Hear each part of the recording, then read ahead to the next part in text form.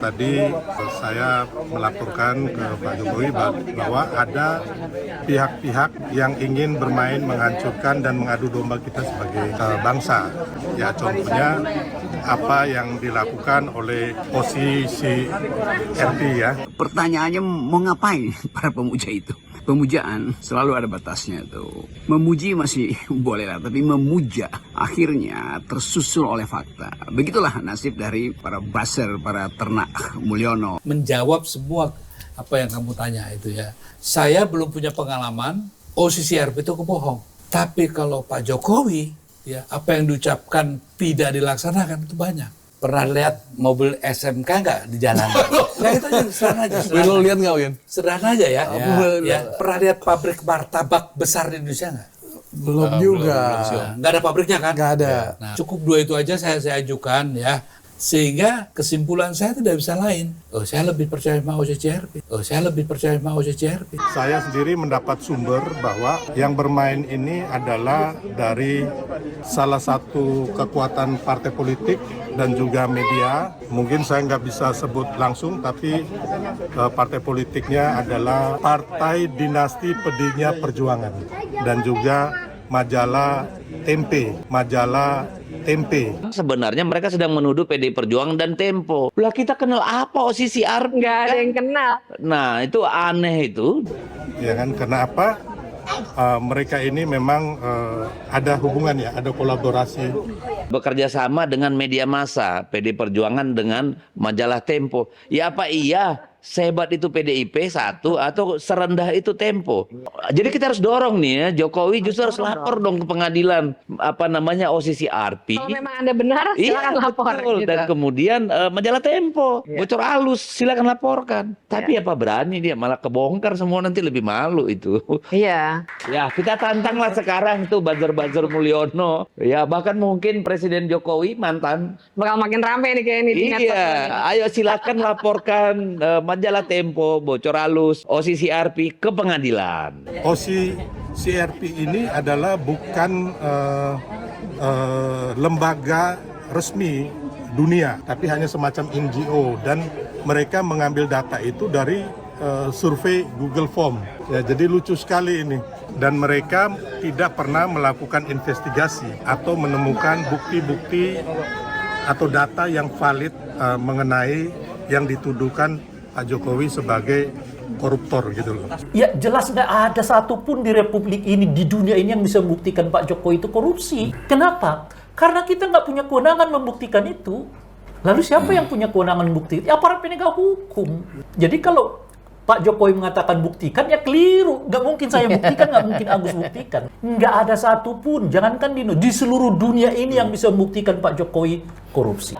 Sebab begini, ada bukti, ada data. Itu dua hal yang berbeda. Data bisa kita miliki. Betul. Ya kan, Bung Agus bisa miliki, saya bisa miliki, macam-macam dan sebagainya. Tapi semua data itu tidak bisa disebut sebagai bukti. Sebab bukti itu hanya bisa ditetapkan oleh aparat penegak hukum. Jadi data yang saya berikan, ini namanya data Mas, bukan bukti.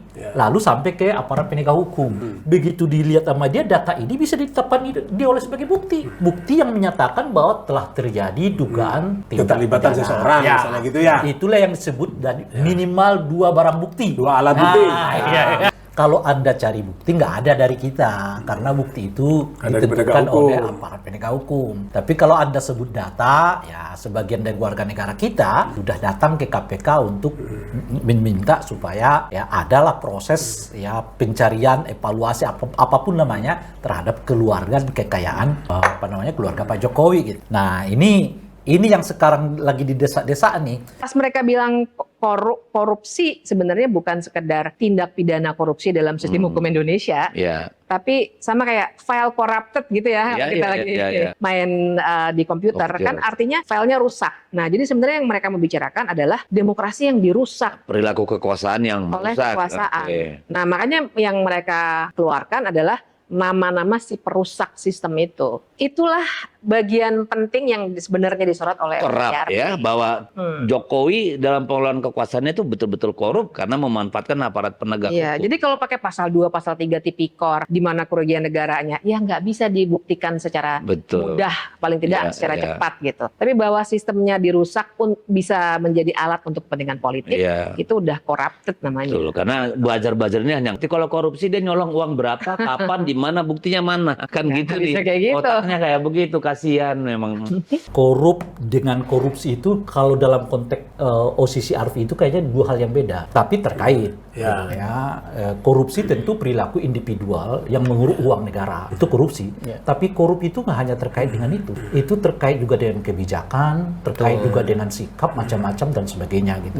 Itu yang mereka sebut sebagai pemerintahan korup. Jadi pemerintahan korup terkandung di dalamnya unsur korupsi, tapi tidak hanya korupsi, tapi terkait dengan keputusan dan sikap dari pemerintah yang bersangkutan terhadap isu-isu. Nah, kalau kita baca OCCRP itu, setidaknya mereka konsen pada 4 isu.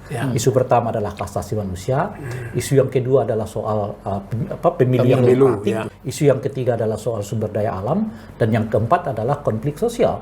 Nah, jadi kalau sesuatu pemerintahan tidak punya konsen pada 4 ini, bisa masuk dalam kategori yang mereka sebut sebagai pemerintahan korup, gitu kira-kira. Nah, mungkin orang sekarang berbicara mana buktinya. Nah, kalau terkait dengan korupsi ya memang sulit membuktikan itu. Tapi kan kalau terkait dengan pemilu, terkait dengan penghormatan terhadap hak asasi manusia, ya, terkait dengan pengerukan sumber daya alam, itu tiap tahun peringkat kita turun kok. Istilah OCCRP itu pemerintahan yang korup. Nah, pemerintahan korup itu termasuk mengkorupsi undang-undang, mengkorupsi demokrasi, mengkorupsi hak asasi Termasuk manusia. pelemahan KPK berarti kalau Termasuk. gitu. Ya itu yang diukur mereka. Kalau kita buat kasuistiknya itu kan misalnya kebebasan berpendapat kita yang menurun kan. Lalu kemudian ada dinasti politik, ada keputusan MK, ada kemudian sumber daya alam, nggak usah lagi kita tanya macam-macam. Ini menurut mereka yang disebut dengan pemerintahan korup. Tapi tentu saja dalam pemerintahan korup itu sangat dimungkinkan terjadinya unsur korupsi. Korupsi dalam pengertian material itu tadi, mengambil keuntungan material dari semua kebijakan yang dikembangkan oleh pemerintahan yang bersangkutan. Saya melihatnya dari dua hal ya, yang korup dengan korupsinya. Saya lihat dulu isinya. Yang korup itu memang Pak Jokowi nggak peduli kok. Kan peringkat kita misalnya di soal kebebasan berpendapat ya, demokrasi ya kan, pemberantasan pers korupsi, juga turun. kebebasan pers tiap tahun menurun dan dia nggak peduli kok. Faktanya tiap tahun kita nurun ya kan, kebebasan berbicara nurun, penegakan hukum ya kan, polisi sampai sekarang tetap yang salah satu yang terburuk penghormatan publik terhadap institusi polisi dan sebagainya, dan beliau nggak peduli. Nah, yang disikapi secara langsung itu kayaknya oleh Pak Jokowi itu adalah soal dugaan adanya korupsi itu tadi, dalam pengertian pengambilan keuntungan yang bersifat material dari keuangan negara. Assalamualaikum warahmatullahi wabarakatuh. Jumpa lagi dengan saya di Camp TV Channel. Ya, salah seorang dari ketua relawan Jokowi ya, Sylvester Matutina, dengan terang-terangan mendatangi rumah mantan Presiden Jokowi untuk menanyakan soal isu rilis dari OCCRP yang memasukkan nama Jokowi ke dalam 5 besar nominasi ya, presiden paling korup di dunia. Dan itu Sylvester Matutina terang-terangan beliau menemui Jokowi dan mengatakan itu bahwa dan Sylvester Matutina mengatakan bahwa yang bermain di situ adalah ya salah satu partai besar di Indonesia, yaitu diplesetkan oleh beliau ya, padahal itu ya PDI Perjuangan dan majalah Tempo. Sylvester Matutina mengatakan majalah Tempe dan ya diplesetkan lagi soal PDI Perjuangannya. Dan Bung Deddy Sitorus dengan terang-terangan podcast bersama Bivitri Susanti mengkanter hal tersebut, bahwa Sylvester terang-terangan menuduh PDI Perjuangan dan Tempo. Nah, ini kan aneh sekali. Di situ dibantah langsung oleh Bung Deddy Sitorus ya, salah seorang kader PDI Perjuangan, membantah bahwa apa hubungannya, kami kenal OCCRP aja enggak. Dan Ya kalau mau memang mereka ini Presiden Jokowi beserta ternak-ternaknya ini merasa benar, ya tuntut aja, laporin aja, bocor halus Tempo, OCCRP, laporin aja ke pengadilan. Dan itu sebuah tantangan ya buat para pemuja-pemujanya Presiden Jokowi ya. Dan ya memang dari Bung Sylvester Matutina juga mengatakan bahwa sekali lagi narasi-narasi yang dikembangkan oleh mereka itu kan OCCRP telah mengatakan bahwa mereka tidak punya bukti tentang korupsinya Presiden Jokowi. Ya memang nggak ada bukti. Yang diungkapkan oleh OCCRP adalah korupsi dalam arti luas, yaitu korup ya. Koruptor, korup, maksudnya korup ini ya tidak hanya spesifik mengemplang atau menggarong uang negara atau merugikan keuangan negara. Ya, tidak hanya itu. Jadi di sini dijelaskan oleh Bivitri Susanti, dijelaskan oleh Bung Ray Rangkuti bahwa korupsi yang dinyatakan oleh OCCRP itu dalam arti luas. Ya salah satunya korupsi yang dijelaskan oleh World Bank ya. Bung Rocky Gerung juga menjelaskan bahwa korupsi definisi korupsi menurut Bank Dunia adalah penyalahgunaan kekuasaan demi mendapatkan keuntungan pribadi. Itu keuntungan pribadi ya, di situ berupa uang, materi lah gitu. Jadi penyalahgunaan kekuasaan juga termasuk korupsi. Tidak hanya berapa uang yang dirugikan oleh negara, tidak hanya itu, ya, termasuk kebijakan, termasuk mengangkangi konstitusi, itu juga masuk dalam kategori korup ya. Korup seperti file yang korup, file yang rusak, daya rusak ya, seperti ya bisa saja diartikan merusak demokrasi juga itu sama aja korup. Dan di sini dijelaskan oleh Bung Ray Rangkuti, Bung Rocky Gerung, Bung Deddy Sitorus dan juga Bivitri Susanti mengkanter pernyataan-pernyataan dari ya buzzer-buzzernya Mulyono ini yang berseliweran setiap hari mengkanter isu tentang rilisnya OCCRP yang menempatkan Presiden Jokowi sebagai salah satu nominasi presiden paling korup di dunia ya, dan menempati peringkat kedua kalau tidak salah.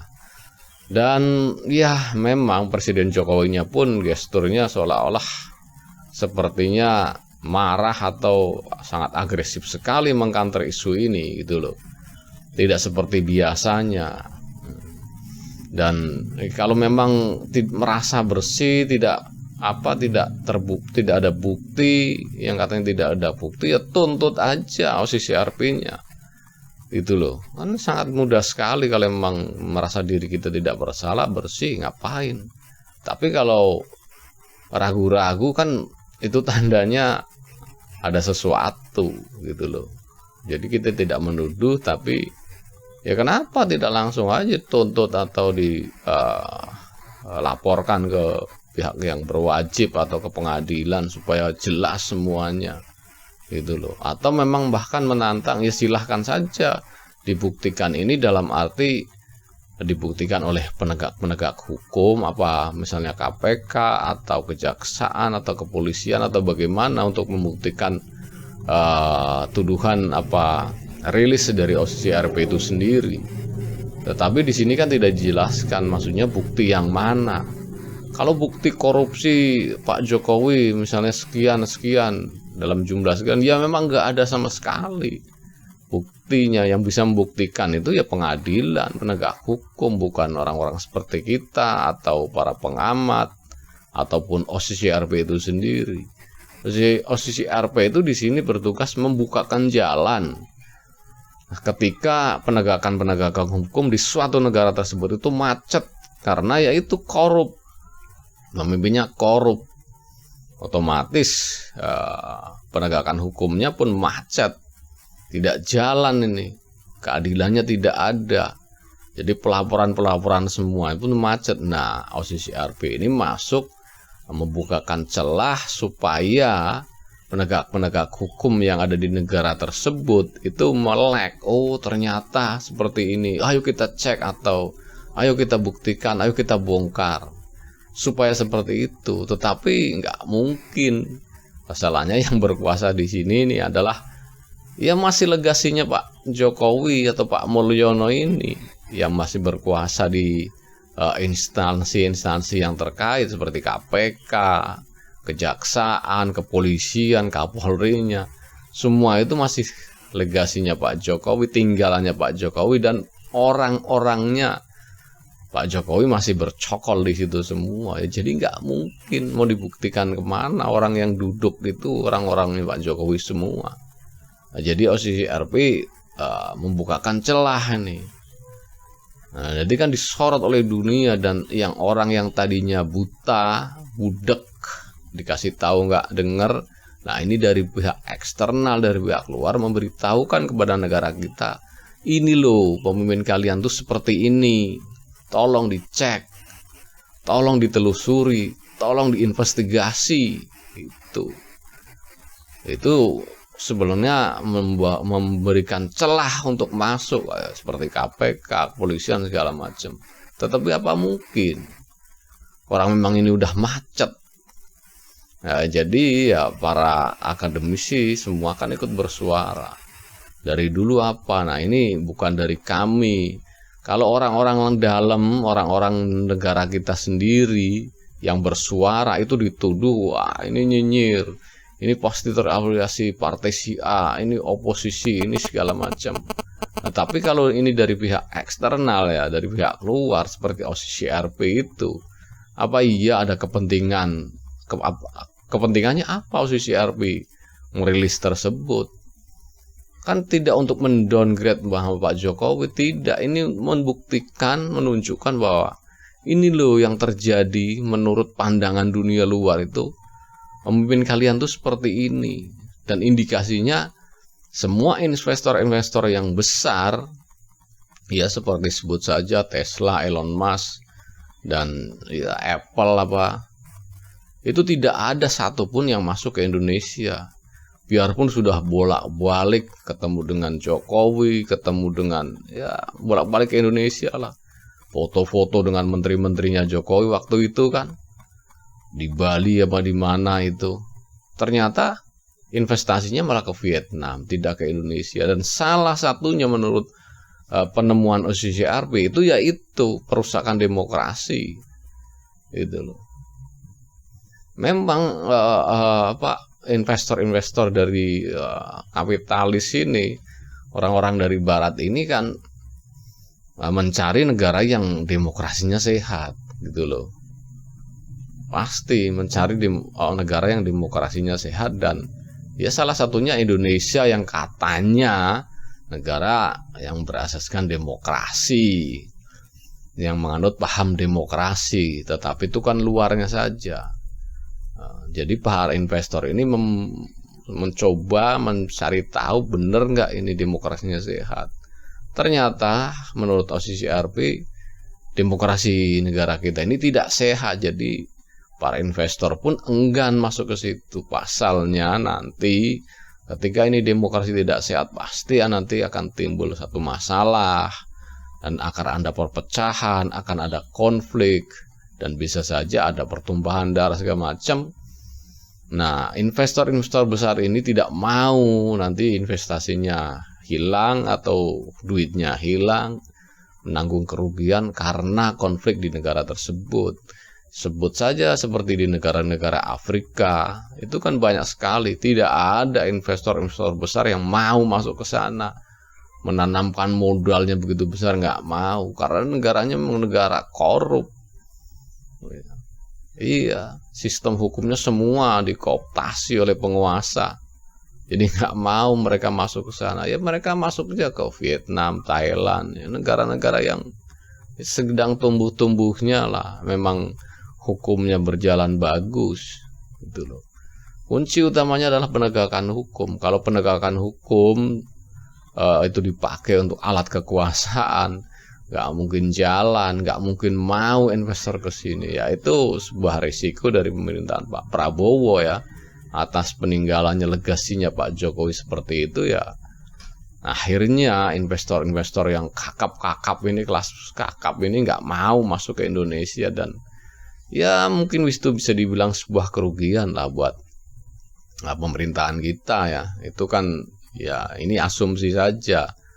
Tetapi kalau memang itu terjadi kan sangat disayangkan sekali. Kalau seandainya Elon Musk, Apple atau Tesla bisa investasi di Indonesia, kan setidak-tidaknya itu bisa mendongkrak yang katanya Pak Prabowo ingin mencapai target ekonomi itu 8%. Itu mungkin bisa tercapai, tetapi kalau begini berat sekali, dan bahkan banyak pengamat yang mengatakan 2025 ke depan sepertinya gelap juga. Ini sangat mengkhawatirkan sekali, apalagi ini di dalam negeri kita masih terjadi ini pertentangan, konflik, kestabilan politik ini tidak stabil karena ada pertentangan ya dari kubu Megawati, dari PDIP, dan mantan kadernya Presiden Jokowi yang dipecat. Ini saling ungkit, saling menghabisi lah. Jadi selama kestabilan politik itu tidak ada, ya jangan diharap negara ini kan maju. Pasti kan berkutat di situ saja, dan ujung-ujungnya kehancuran menanti di depan mata kalau ini diterus-teruskan. Itu loh. Jadi ya mungkin cukup sekian dulu ya reaction video dari saya. Bagi Anda yang ingin berkomentar, silakan tulis kolom komentar Anda di kolom komentar yang tersedia. Dan bagi Anda yang belum subscribe, silakan subscribe supaya dapat bonus tontonan video terbaru setiap harinya dari Camp TV Channel. Wassalamualaikum warahmatullahi wabarakatuh. Salam waras.